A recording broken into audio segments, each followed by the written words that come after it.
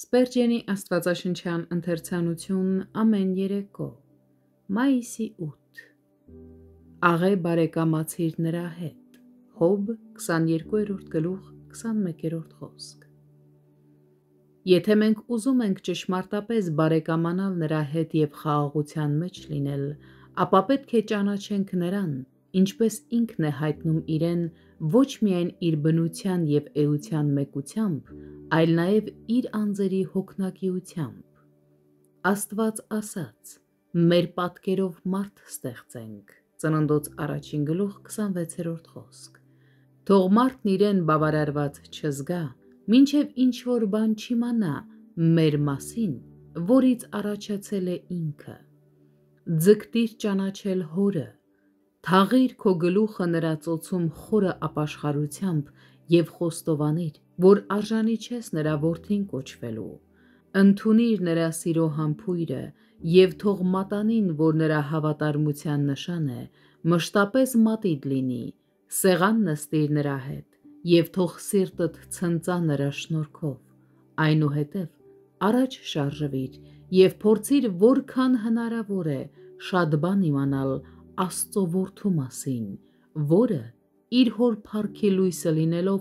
շնորհքի անասելի խոնարհությամբ մարդ դարձավ հանուն մեզ։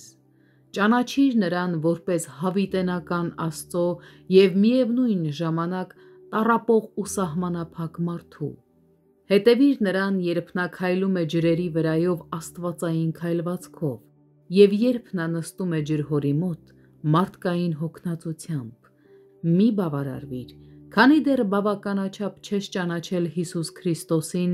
որպես քո բարեկամի, քո եղբոր, քո փեսայի և որպես քո ամենը ամեն բանի մեջ։ Մի մոռացիր նաև Սուրբ Հոգուն, ջանա, որ հստակ պատկերացում կազմես նրա էության, բնավորության, հատկանիշների և գործունեության մասին։ Նայիր Տիրոջ Հոգուն, որը մի ժամանակ շրջում էր քաոսային ջրերի վրայով և ի վերջո կարգուկանոն հաստատեց։ Այդ նույն Հոգին այսօր այցելում է քո հոգու խավար անդունդը և սրբության կարգ հաստատում այնտեղ։ Նայիր նրան որպես Տեր և հոգևոր կյանք պարգևող,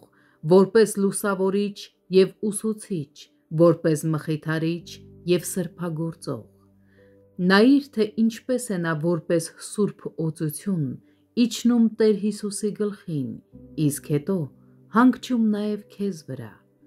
Ահա այսպիսի խելամիտ, սուրբգրային և գործնական հավատքով ես դու հավատում երրորդությանը, եթե ճշմարտապես ճանաչում ես Աստծուն, և այսպիսի ճանաչողությունը հիրավի խաղաղություն է բերում իր հետ։